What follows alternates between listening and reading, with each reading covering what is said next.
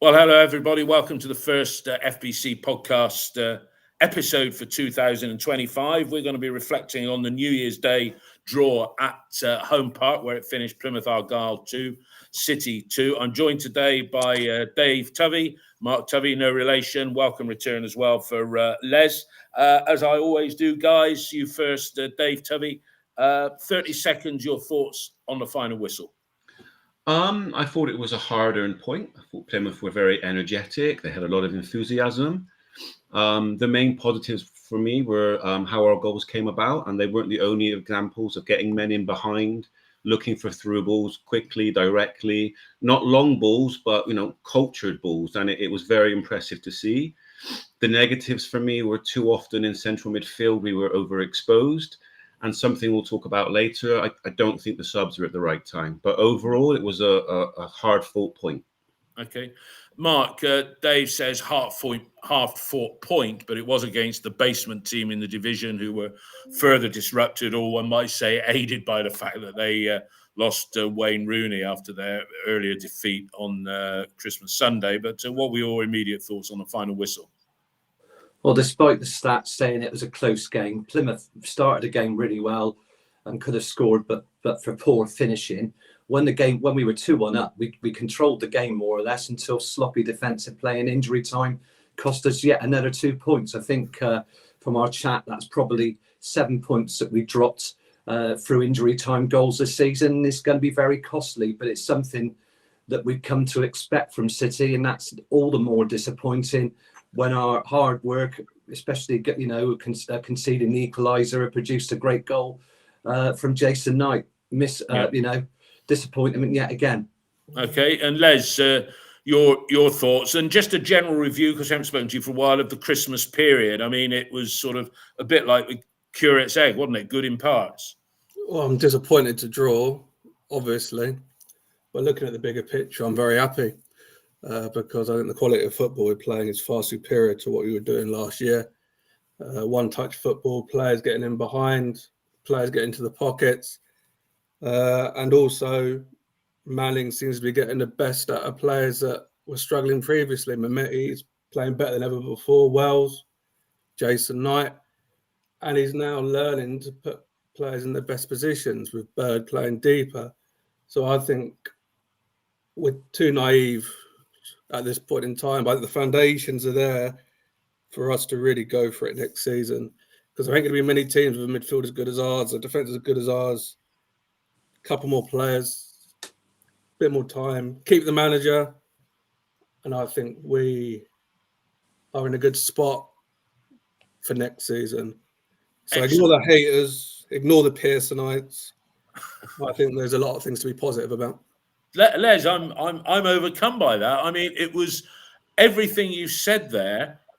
If you take in a cup half full view, I got to agree with that, because the football is good. The other guys said, and we talked about, some of the passing that's going through from midfield through to the attack is good. And as you say, the defence, we talk about the goals, but it's got the look of a solid side that's maybe 2 players short. And with the window opening, we'll maybe touch on that very briefly, but we're going to have plenty of time of that in the month of January ahead. Dave, the starting lineup, I think I'm right in saying there was only one change, and you could argue that Tanner for McCrory is like for like when you're playing with a 3, but Tanner is first and foremost a defense, is a right back basically, isn't he? Yeah, but what did you think about the lineup? I mean, I understand why McCrory maybe wasn't able to start the game, but I'm just not sure that Tanner is the right decision there. In fairness, he was okay yesterday. It's just he isn't the play. He supports the play. There were numerous times he was doing the job of almost a fullback going forward. So we lost a bit on that side. There isn't an easy solution, to be honest, because it means you're either going to a back 4 or you're playing someone like Earthy out there, which it's not an easy solution to find. I just think that that's something that in January needs to be taken care of with probably a new transfer, because McCrory offers something important on the wing. It's like the heartbeat position of the side. You need something there because it helps Twine, it helps the striker. So going forward, we need something different. But I admit yesterday it was hard, but I don't think Tanner is the long-term solution in a back 5 or a back 3. Okay, Les, would you agree with that view? And he's playing Mehmeti on the left and Twine. I won't say Twine on the right as a right winger. He's not that. But do you like the shape of the side, the way it's bearing up at the moment? You said players playing in the right positions, and we've. I do like the shape of the side because I think it supports the football that we want to play. In terms of the right back, if you ain't going to play McCrory, you're going to play Tanner. It's one or the other. And McCrory's obviously have problems with injuries since he's been there. So it makes sense to not risk him and lose him for 3 months when you've got someone who can, do a job there. He's not going to be as effective going forward. He isn't a wing back. He, to me, looks like an old school right back. But what do? You play McCrory, potentially lose him again? Or do you play someone who's actually improved over the last few years? You know he's going to do a solid job. So I completely understood the decision that Manning made sense to me. Mark, you always seem to know a little bit about the opposition side. Plymouth, what I saw of the game, they seemed a much different proposition to what they were at Ashton Gate. And is somebody like Whittaker or even Hardy, two of their front men up front, are they players that would be good support players for Naki or good additions to us? Because I think our name has been linked with Whittaker in the past, although they'd want an unaffordable sum for him. Yeah, I mean, he looks a very elegant player, doesn't he? And I think he, the way he moves around the pitch. I mean, I think his shooting was off a little bit yesterday. Wasn't as involved in the game. I actually saw him make some tackles and win the ball in the middle of the pitch. Have a terrific shot in the second half. It was a routine save for Max, although it looked spectacular. So, I think he'd certainly add something to us, but I think there'd be other suitors. They play with a 4-1-4-1, so they play with Randall in front of the defence, and he was making their midfield tick. And City seemed happy to let them play the ball through in the first half, and they were getting plenty of opportunities from the edge of the box from Al Hajj and Whittaker. And I think better teams will score against you if you allow them to do that. It was a little bit of a risky strategy. Just letting them play the ball through, around the box, not much pressure on the ball, and they had about 5 or 6 shots before we got one away, really. Yeah. So that was a plus point for them, and I think it gave them more balance. But like we saw throughout, and the problem with Plymouth is they are a very open side. You saw from our goals how easy they are to pass through, and it's a shame we couldn't do more of that during the game. Both goals we scored were terrific. All right. But other than that, we didn't take the opportunities that we had. I think that was a disappointing thing considering we had 30 touches in their box. 30, goodness me. Dave, let's go to you for the first goal. One would argue that it sort of came against the run of play, but take us through it as you saw. It was well worked and crafted, wasn't it? You've missed the point in terms of the game. You've missed Max's save early on. You haven't gone through that yet.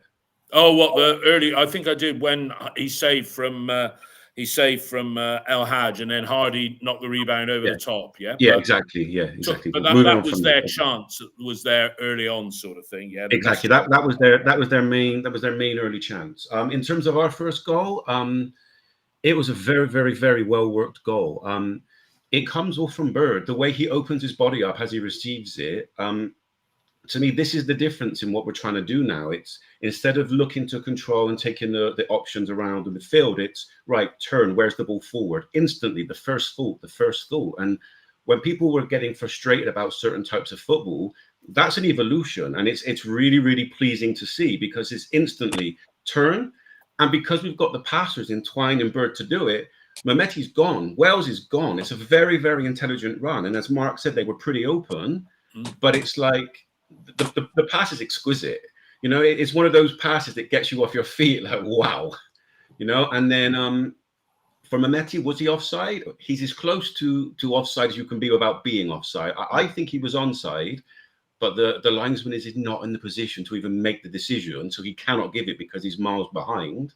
But it's very cool play from Wells to be able to do that pass and not take the shot. Dink. Yeah, good little dink by Wells. Les, Mehmeti, you said a few moments ago, he's turned into some player now, and I think that was goal number 9 of the season for him.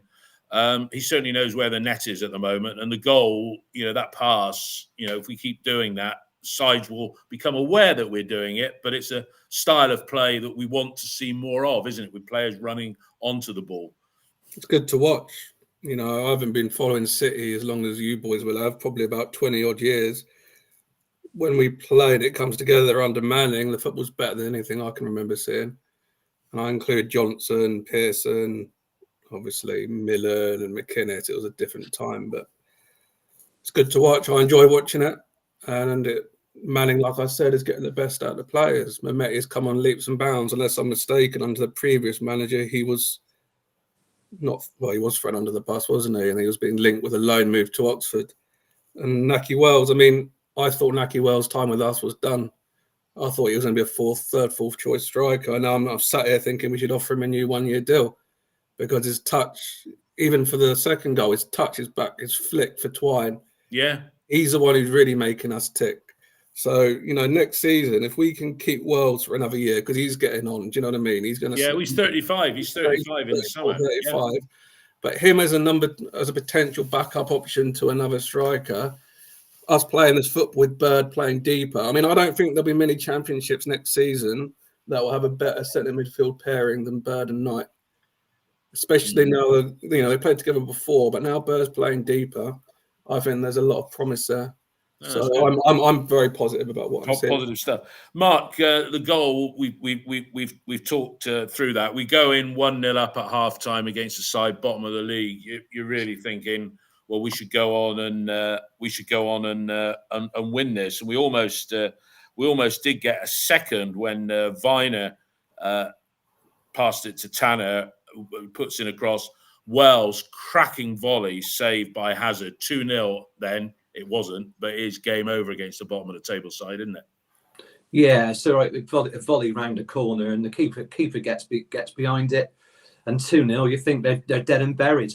Yeah, great move, and Viner can pass the ball. I think all our defenders are comfortable with the ball at their feet, but Viner was putting some great passes in, and that one round the corner to Tanner, and it's a shame, maybe if it had kept a little bit lower down, but Wells hits it first time, and the keeper's alert to it, gets across and gets firm hands. Want me to take you through their goal? Yeah, Dave. Just before the break, we lost Cam Pring. I haven't read of any excerpts there, but before I talk to you about the second goal, again, what I've seen of the game and read, Roberts didn't exactly cover himself in glory yesterday, playing in a position that is I'll call it his natural position on that left side. Well, this is the biggest issue at the moment, is that I agree with what's been said about this formation is where we look more comfortable, players look best in certain positions, but we don't have enough cover at either wing-back position because Roberts is not the answer there. He doesn't have the defensive capabilities. And even for the goal, which you'll come to, he left the team exposed. It starts with him doing something he doesn't need to do. And it wasn't the only example of it. He's just not sure where he should be. And this is going to be the issue going forward, is how do you replace those two? And the frustration thing for me is that I look at the team right now and I agree with what Les says about the midfield is fantastic. But can we be really confident that midfield will be here next season? Because Bird right now looks like a superstar. If you're a Premier League side, you're coming in for him. Knight is playing out of this world. Again, if you're a Premier League side, you want him. Can we be absolutely sure those players will be here next season? Because I can. And then it's a rebuilding again. I think that in January, you strike now. I've gone from no money to money to no money to no money. But you say, right, with this many points off the playoffs, it's there. And you go for it. Because the time is now. Because next season, who knows what's going to happen? Because this time last year, we're just a couple of players away. The year before, it's, we need one or two. It's always one or two. If we're serious about it and we're playing, like this little period post-West Brom, after West Brom, I was quite miserable about the football. It wasn't great. All of a sudden, there's been a flick, and it's right. We need to be more direct. I'm coming away from games thinking more of that, please. I'm on board right now. I'm enjoying it. And I think that we strike now and we cover these positions because the window's open. Go for it. Interesting. We'll come on to that later. I'll come back to you for the first goal. Les, the equaliser, 5 minutes into the second half, Whittaker crossing for El Hadj. I mean, I think Whittaker, the player closest to him when he crossed, was Max, and therefore you got to say, well, where was Roberts for that? But equally, when the ball went over to the far side to El Hadj, he had far too much room, in my view, to tuck that one away. What did you think? I think there was mistakes from a number of players. I think Roberts has rushed out, and then McNally has tried to cover him, which means we're a centre back short in the middle. He hasn't got the challenge in, so the blokes on the right hand side, Max Bird has made it far too easy for him to get the cross in. But because McNally's not in the box, George Tanner's compensated for that by moving in to cover the centre, which then means the guy's coming at the back post completely unmarked to tuck it in at the near post. I mean, I think Roberts got pulled out. McNally got pulled out. Max Bird didn't do enough at all to block the cross. I don't blame Tanner because you're going to try and cover the centre of the goal, the guy in the 6-yard box.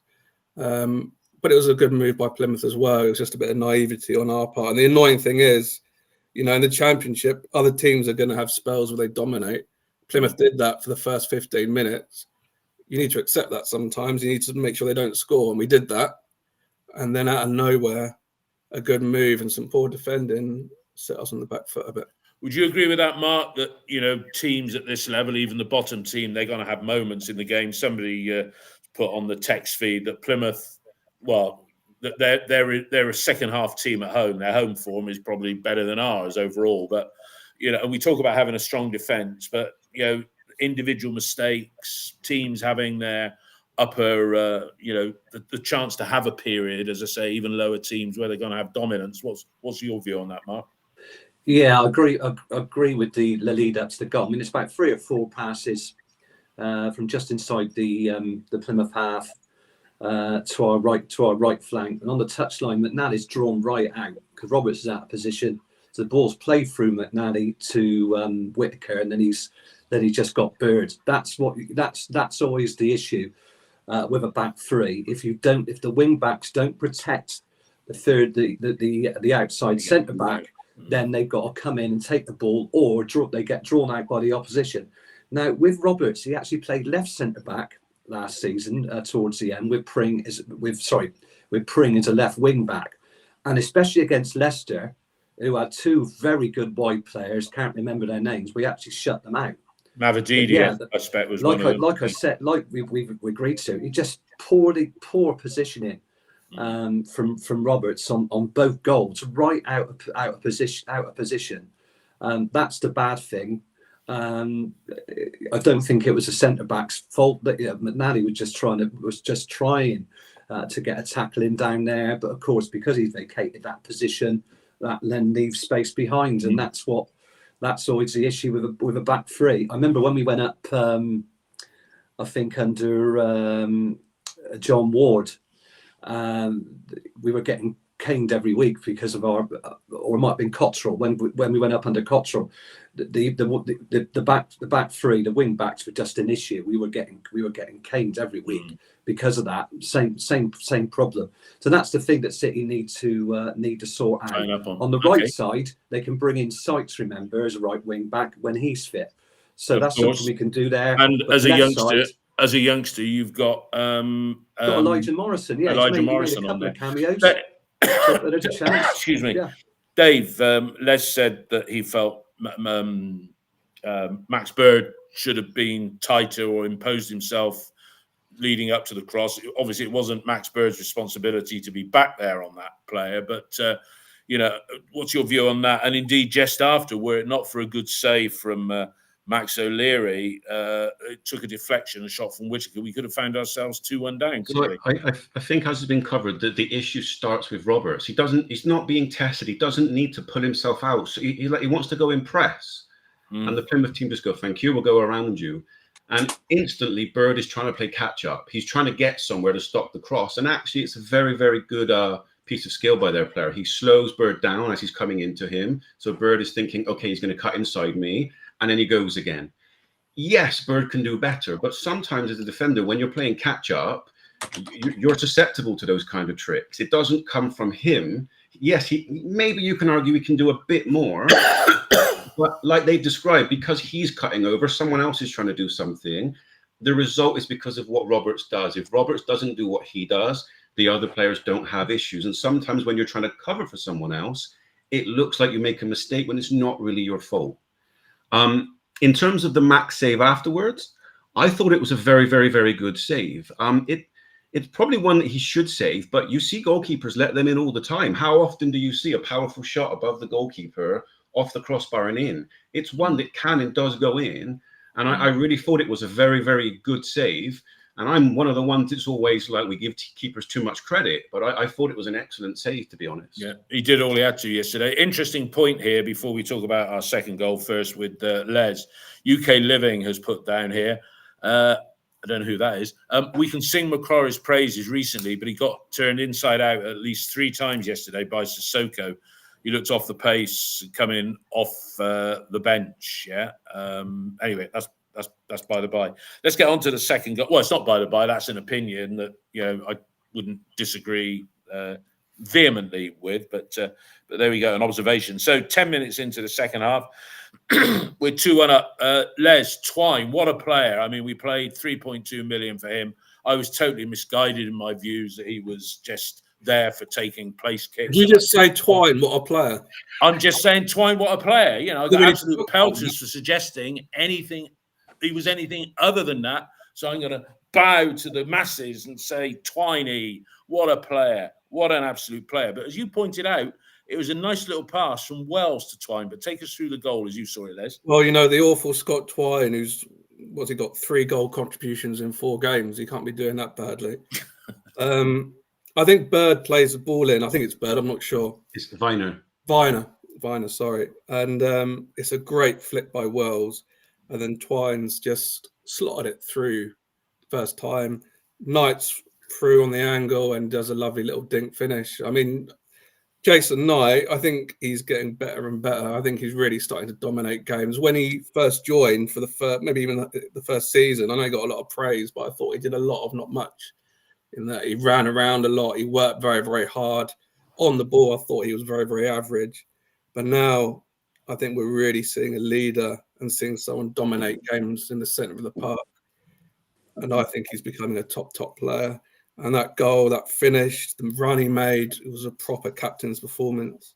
Yeah. And I think, I think he's got a year left on his contract after this year, plus I'm guessing 1 year option from us. Yeah.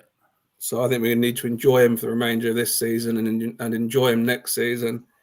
Because he's not as I think he's going to be a top player, and I think and as Dave suggested, you said he's one of our top players, and and we've got the foundation of a good side next season. Yeah, so keep it together. He's here. We've got the option for another year after that, but it's not critical. But if he carries on with performances like that between now and the end of the season, somebody might even come in for him. That's fine. That's fine. Offer us 20 million and we'll accept it. Yeah. When you've got 2 years left in your contract, which I'm assuming he has, if we did the option, we're the ones who have got the power. You want to offer us 15 million, 20 million, Max Bird? What's he got? 2.5, 3 years left in his contract? Fine. Offer us 20 million. Not a problem. Do you know what? See you later. For me, the most important thing about that second goal yesterday, it was one of our midfielders running on. Yeah. And it comes from having a belief and a trust in Wells that ball is going to come from him. And it shows what happens when you have a quality striker, that one of your midfielders thinks this ball's going to stick, I'm going to go. And too often, how many times have we seen that recently where one of our midfielders has been looking to break that line? Not often enough, and it instantly makes you sit up. And what it shows you, when you have a belief that your attacking players are going to keep hold of the ball, all of a sudden you're going to go, because it is a risk. Because if Wells doesn't stick, all of a sudden we could be exposed. But please, more of that. That's exactly what you want to see. Well, and the pass that Twine did to Knight was akin to the one that he did to Naki Wells against Portsmouth, where he threaded it through. And dare I say, it's very similar to the ball that the 2 balls on Sunday and again yesterday that Bird put through. These balls through the channel that players are running onto, not having to stop and check. Mark, your thoughts on the second goal? It was a lovely little dink over the keeper by. It's just great one-touch football. Twine with his back. Wells with his back to goal. To Twine, And then that the value of a midfield runner, as Dave said, we don't see that enough, where it's too static sometimes. And we take advantage of that, but the finish is a centre forward's finish, draws the keeper out and just flicks it over the top of him. It's a fantastic team goal from Viner's pass, lovely flat pass to Wells, and he begins it by just flicking. But it's just close one touch passing. Beautiful football. We had, I'm not sure whether this was after the 60th minute, we had a chance to make it 3 when Bird set up Mehmeti, who had a shot saved by Hazard in the Plymouth goal. But for me, Dave, and I think a lot of the fans, the game, is it too harsh to say the game was lost in the 61st minute with a triple substitution? Some of the text feeds here have said, you got to treat Naki with he's an older player. He can't manage 2 games in a week, but he's probably one of the fittest players at the club. But Sam Bell ain't no replacement. And dare I say it, bringing on McCrory for Tanner, that makes sense. But if you want to play the game out, Hirakawa and Bell coming on for Twine and Wells, you're taking off your best player and your best forward, to bring on, I'll call them 2 lightweights of inconsistent ability, where at least maybe bring on Earthy or McGuane and, push Earthy up and put McGuane in as an extra body in the middle of the park. I think it's a bit harsh, very harsh, in fact, to say the game was lost in that moment, because I don't think that's the case. But I don't think it was the subs for the moment. I understand we've got a lot of games in a quick amount of days. I understand that you need a bit of maintenance.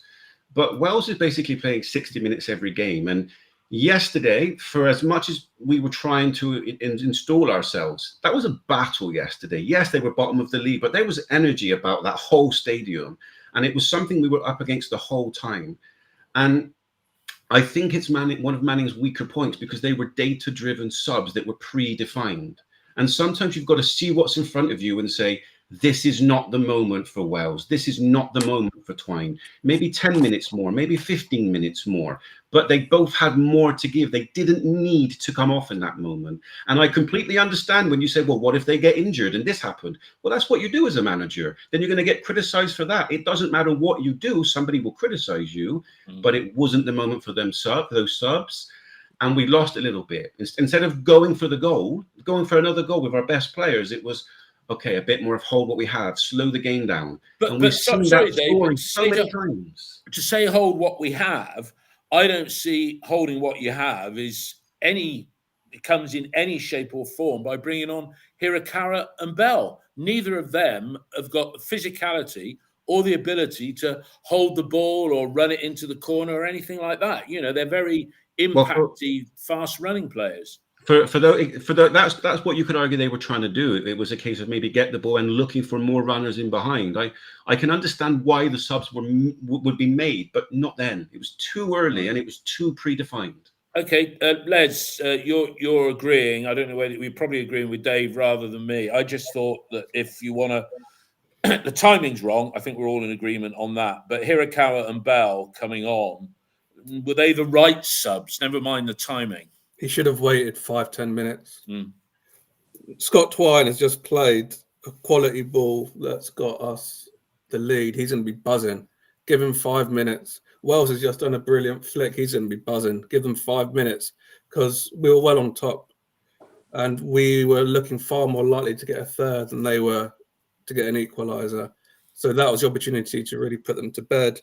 I completely understand why he made the subs. And I've got no issue with you and Bell coming on. I much prefer that than Fami, or is that his name? Fally? Fally. Yeah, Fally. Or putting another defensive player on. But you should have waited 5 minutes. All right. Waited 10 minutes. Yeah, Mark, the guys, Dave and Les, in total agreement in terms of the timing, sort of vaguely not criticising Manning for the personnel. What's your view on the personnel that he did bring on? Because, Bell's only on because of Mayulu's shortcomings, so he wouldn't put Mayulu on there, and that's why he put Bell on. I think the big miss was Mehmeti, but why do it on 60 minutes? You've got the third of the game gone. You're on top in a game. What you just need to do is get that third goal, which we tried to do. We had plenty of touches around the box. I thought Yu stuck to his man quite well. Later on, he was quite tight to Sissoko when he came on, stopped him getting it in the box. But it was really killing the game off. He'd taken off 3 good players, and especially Mehmeti. You know, sorry to interrupt there, Mark. He's got 3 goals in the last 2 games. Sorry, Mehmeti came on with 6 minutes remaining. He wasn't one of the 3. Yeah, so my apologies. You know, but it's that if we had a half decent striker on the subs bench, and Bell isn't a number 9, we would have killed that game off, because we had enough good opportunities, enough touches in the box to put the game away. We had some corners, some soft headers from Bell. I think he headed wide. I think Dickey headed it into the goalkeeper's hands. We had enough opportunities to get the 3rd goal, but we weren't clinical. That was the problem, and then we left ourselves vulnerable to the equalizer, and we'll come on to that. Mark, with talking about strikers and zero confidence in Mayulu, and I'm picking up on a comment that I read somewhere from a fan just saying, you know, is he cutting his nose off to spite his face with Cornick? Because he's saying Cornick, what a wonderful chap, and he's good in training and la la la la la. I mean, Cornick is a proven championship player, right? Why? And he's fit. He's match fit. Why is he not on the bench? This is vindictive over something, surely. I think the reason it may be that he doesn't want him get injured, because there's a possibility of a move. So he doesn't want to get up. You know, they're looking to move him on. There's a possibility of a transfer in January, and they don't want to risk a player's injury. But what he would have given you is somebody who would be chasing down defenders. Right. He loves to press Cornick, and he would have done that. He'd have been an irritating sod, getting on, pressing up against centre backs. I don't see him as a leader, as a front half. But with 20 minutes, he could have offered. He's going to offer more than Sam Bell. Let's be fair. Yeah, I mean, he's got very few goals in his City career, and I think it was a mistake us signing him, because he was no better than we got from Pearson in January 23. Okay. I think his partners. Let me ask Dave and Les that same point separately. Dave, is he being spiteful? Spiteful's not the right word. Vindictive? No, that's not the right word either. But look, you've got a proven player, right? Mark said, he's saving him so he doesn't get injured or anything like that. But you could grab a couple of goals, and we might even get a fee for him rather than let him just run down his contract. This is bring back Cornick campaign. His contract doesn't end until next year. Next year, is it? Yeah, it's 3 years. 3 years from January 23. Sorry. Why no Cornick, Dave? Well, isn't it a case here of a player has basically got much better than he actually was by not playing? Like, he was playing last season. You know, the reason that we got extra strikers in is because he wasn't good enough. And this mythical thing that he's going to be the savior. I take the point that he can offer something, but a couple of years ago, he just wasn't good enough. No. It was far short of what we needed, and that's why we went out for other players. Now, those players might be short of him, but if he's the answer, well, the question is wrong. No, I don't think he should be near the side. That's a bit harsh, Les. What do you think? I think people have forgotten just how terrible he's been for us. What's he got? 3 goals in 60-odd games, granted, not a lot of those have been subs.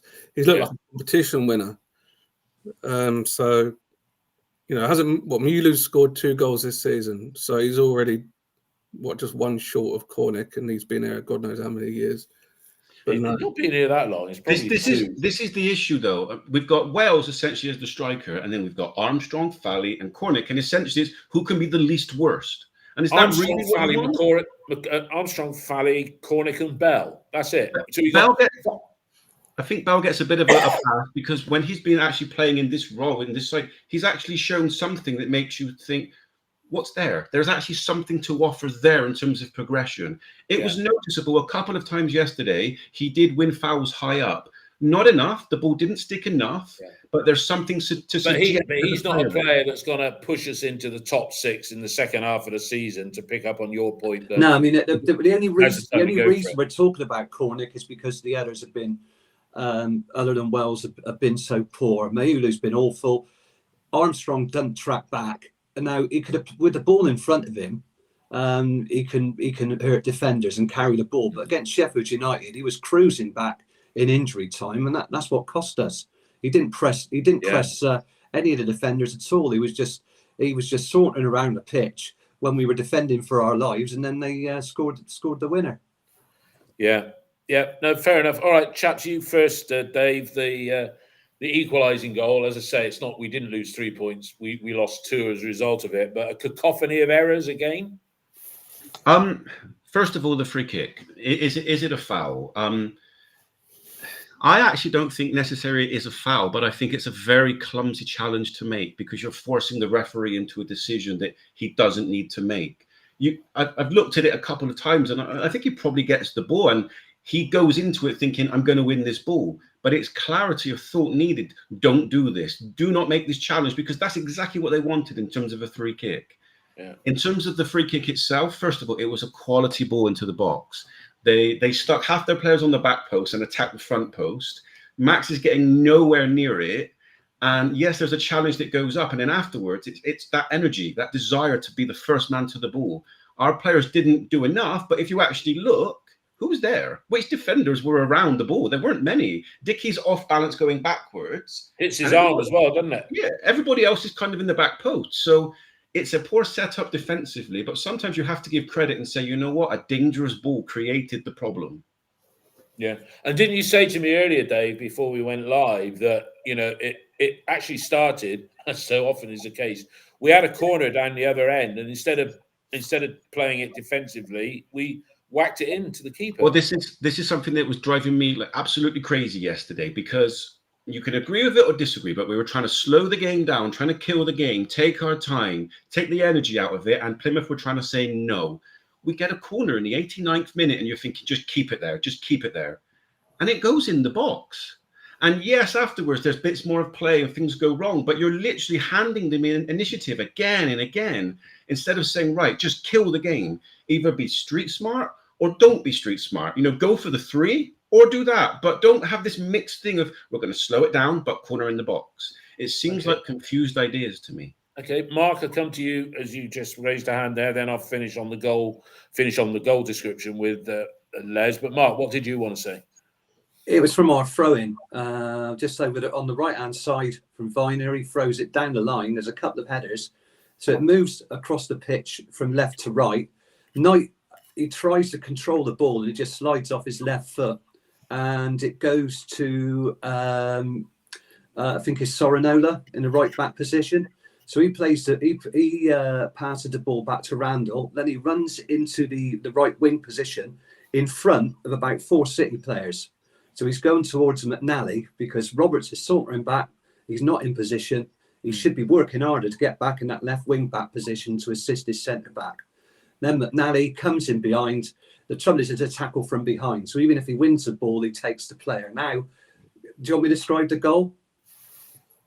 Carry on. No, it's a good flat cross from Randall, and you've got Bell who's on the end of the line. Then you've got Knight, then Dickie, and it goes over Knight, or it goes across Knight, and of course it hits Dickie. He moves in to take over Femi, hits him on the arm, loops up into the air. Pleguezuelo, I've been practicing that. I'm glad you pronounced that because I wasn't going. Pleguezuelo, is he Spanish, Dave?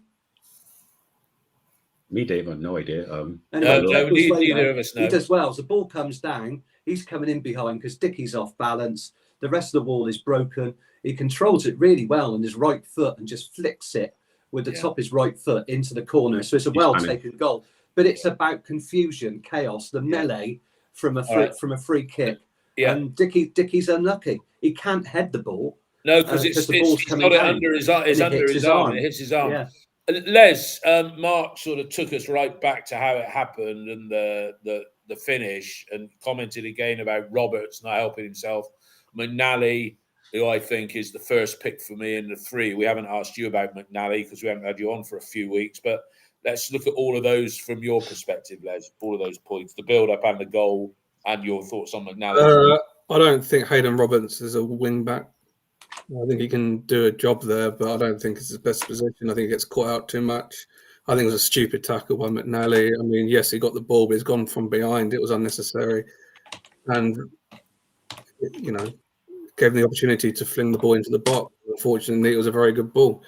And yeah, it dropped to the player. Got a bit fortunate with the way it dropped to him, but we've only got ourselves to blame. Similar to when Sunderland scored. If you're in injury time and the bloke picks the ball up from 30 yards and smashes it in the top corner, there's not a lot you can do about it. But Sunderland, we fell asleep. And I just think it was a lack of concentration yesterday. It was an unnecessary challenge. It's given the referee a decision to make. And I don't care if he's a Prem ref. He's not very good, and he bottled it. I was going to say about the referee, I didn't know that he was Prem standard. All right, well, look, you just alluded to something. I'll come to Dave first. By the way, McNally, I think he's very good.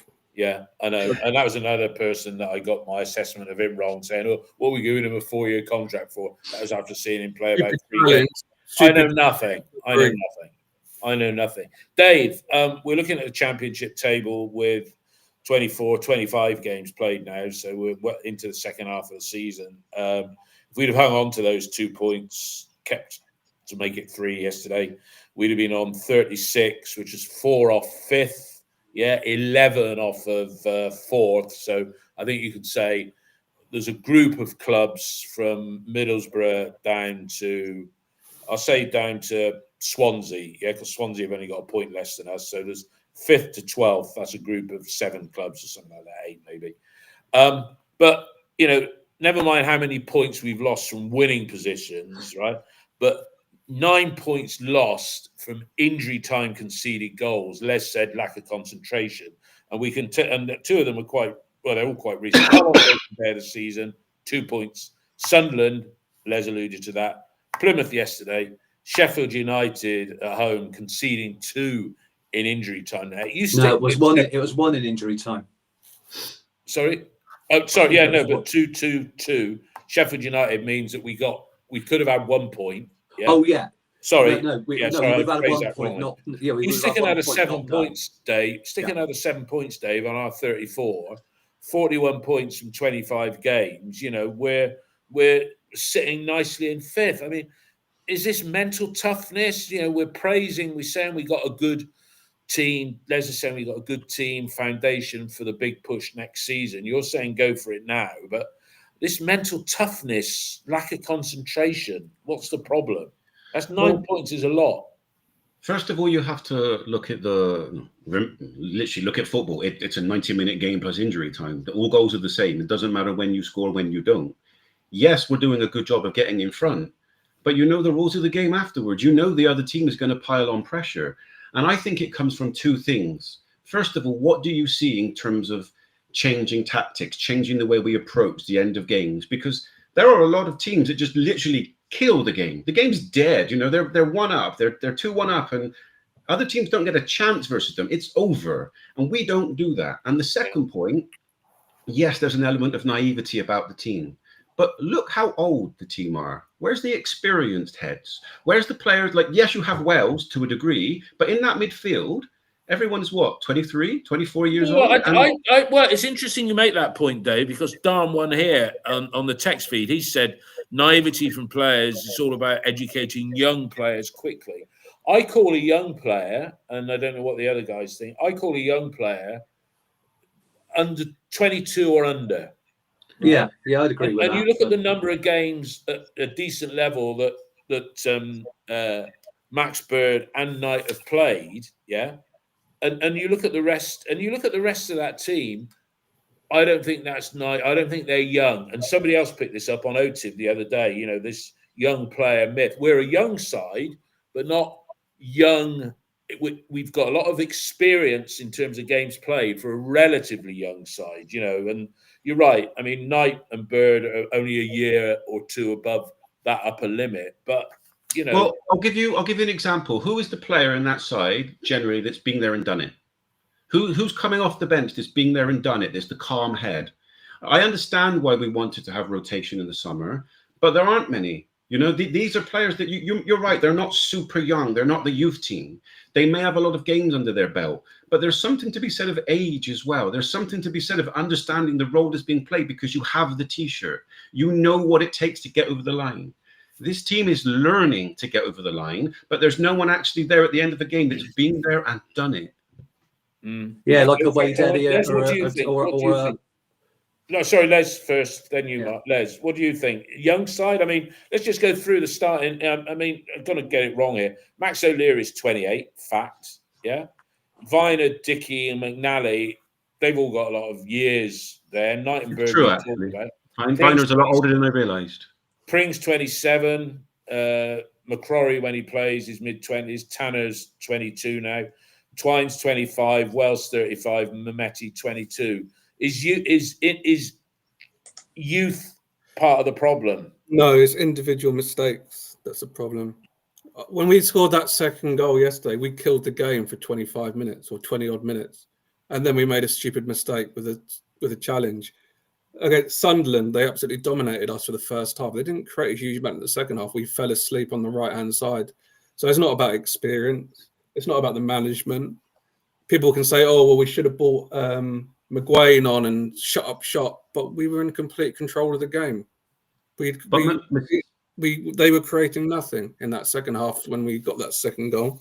So for me, it's not about experience. It's about making silly mistakes. I do think, though, that we could do with more leadership in the squad. And I don't think there's anything wrong with occasionally signing a 32-year-old, 33-year-old who's been there and done it as a squad player. But I don't think we lack experience as such. Maybe a bit of know-how, but I think it's little mistakes. I agree with Les. I agree with you that it's little mistakes. But who is there, like the older wise head that's not accepting those mistakes? Who do you see screaming at people? No, this is not acceptable. Jason Knight. But he's young. He's 23 years old. It's like... Yeah, but he's a full international. He's a full international, Dave. But the point you make, I mean, Tom... If we're gonna talk about like little mistakes, then okay, so Knight's not doing a good enough job. You know, the standards have got to be higher. It's not acceptable so often to be, oh, it's a little mistake here, a little mistake there. It's naivety, and you either stamp it out or you bring in a few people around the squad that will not accept that standard. I think, Dave, I think that was part of the rationale for bringing in sick note Cal Naismith, basically, because he was going to be that experienced player. And it was interesting. Tom, who works with me, who plays football at a decent local standard, he said, whenever, you know, he watches City quite a lot, but whenever we conceded goals, and this he's talking about not this season, just in general, but last season in particular, you never see somebody sort of shouting at his teammates for you've made a rick there in the background. All right. Mark, very quickly from you, just to add to that point, and a quick round robin to wrap up, because I need to go off and get me breakfast. Mark. I think we can look forward to the second half of the season. If we can keep the players fit, I think the football's getting better. We're scoring goals. The rise of Anis Mehmeti is very excited. If we can sort the centre forward thing out. For me, from this programme today and what we said, it's stupid defensive errors. And there's somebody that's got to be looking at Hayden Roberts and say, for Christ's sake, get back, protect your centre back, do it better. I want to see you charging back. You know, Knight makes those recovery ones. McGuane does. Bird does, even though he can't tackle as well as the other two. For Christ's sake, get back in your position and do that. I don't want to see you sauntering, you know, back to get in position. That's what we need to do. We're a bit too soft there. So I think what's frustrating for me is that the opportunities that we had in those games, especially with Sunderland away, when that would have been their first home defeat of the season, is to get over the line. Get over the line, because we've put ourselves in the position to do that. Yesterday, we deserved to close that game out, but stupid individual errors again. Well, and as somebody's stop those errors, here, and we can keep looking at the league. Whether that gets us near the playoffs, I don't know. But we can have a positive second half. That's what I'm saying. That's what I'm looking forward to. On the text feed here, Farmland's Fall fan, whoever that is, he's put, or they put, QPR was the worst result in giving up 2 points. We had that in the bag after Twine's goal. And if you look, we talked before the QPR game, there was 3 games either side of halfway point of the season. I was targeting us to get 12 points, which was 4 wins, which included QPR, 2 defeats, which included defeat actually yesterday, which obviously we got a point there. If we beat Derby on Saturday, that would be 11. That'll be 11 points from those. I think they won one game away all season, haven't they? They're 11 points from those 6 games. Dave, do you think we can beat Derby on Saturday? I mean, they lost at home to Leeds and got humped 4-2 yesterday, I think it was, at Sheffield. as every game, it feels like recently in playing catch up post West Brom, it's a need to win game. There's no reason why we can. We're on a decent run of form. We're playing decent football. We are back to back to back. You know what a feeling. Well, no, we're not actually. I'm getting too excited. We're back to back. I was too excited for a moment. I let myself go. 7 points from 9. We're doing okay. You know, we've closed that gap to 5 points, and these teams are dropping points. We should beat Derby. There's no if we're really looking up, beat Derby. All right, Les, you think your prediction, hopes, or whatever you want to call it, for Saturday against the Rams? Well, they're going to be very physical. They're going to be very direct. They score a lot of goals from set pieces, so we need to be aware of that. And stick Cornick on the bench and get rid of Earthy. Send him back to... No, don't get rid of George Earthy. He's another competition winner. I saw him in the flesh for the first time against Leeds, and I was really disappointed. He gets bullied. His touch yesterday was awful. He's not ready for regular football at this level. To think we signed him as our potential star number 10 before we got Twine, he's done absolutely nothing. And I appreciate he hasn't had a lot of time. He hasn't had a lot of games. He hasn't had the opportunity to get into a rhythm. But every time I see him, he looks like a little boy who gets bullied. Send him back wages and get someone else in. If you want to push for promotion, like some people on the chat are saying, do it this season. Send him back and get a striker on loan who's going to support Naki Wells up top. Sorry, I went off the dial. No, it's very good point. I mean, I'm a fan. I was on Twitter and there was a guy on there and he said, we're a better team when George Earthy plays in front of Scott Twine. Based on what? What's he done? Yeah. I think that's probably because, and this the seductive factor of he's come from West Ham, he's a Premiership player. The only people who champion George Earthy are the ones who don't like Scott Twine and don't like Liam Manning and use it as an opportunity to prove to everyone that he was such a terrible signing. But I don't see what he offers at all. He's an impact sub who's only made one game-changing contribution. That was away at Stoke. I think that's the only game. When was the game he started as the 10, Earthy? I thought he was more than decent in the game a few games ago at home. I forget who it was against. Maybe was it QPR? The Earthy started. I don't know actually. It might have been because Twine came on, didn't he? Yeah, I thought he was pretty good in the role because it's the first time we've seen him. How often have we seen him in his main position? There we go. Well, look, I mean, you've talked there, Les, about recruitment. As I say, there's a lot of rumours going around on certain social platforms that there's a few changes afoot behind the scenes at Ashton Gate. Have chosen not to mention any of that. It even got brought up at Liam Manning's press conference yesterday. So we're not even going to touch on that. Obviously, all will be revealed in the days ahead. Obviously, the finances of the club have come out. And once again, they show that, we've got a club that player sales apart. We're losing £15 million a year. Sell the odd player for 20 million. It takes it down into 3 or 4 million. That's just the takeaway that I've got without looking at the detail. I think Dave and Les have said about going for it in the transfer window. Whether that happens remains to be seen, but the window is open. I think it's open today or it's open tomorrow. So things start happening. If it does happen for us, probably won't be until the last week of January anyway. We'll be giving our review of Derby County at home at 9 o'clock on Sunday morning. But in the meantime, everybody that's watched this today, thanks for joining us for that. Thanks for Les. Thanks to Dave Tuvey. Thanks to Mark Tuvey. And we look forward to speaking to you all again on Sunday. All the best, everybody. Have a good rest of the week. Bye-bye.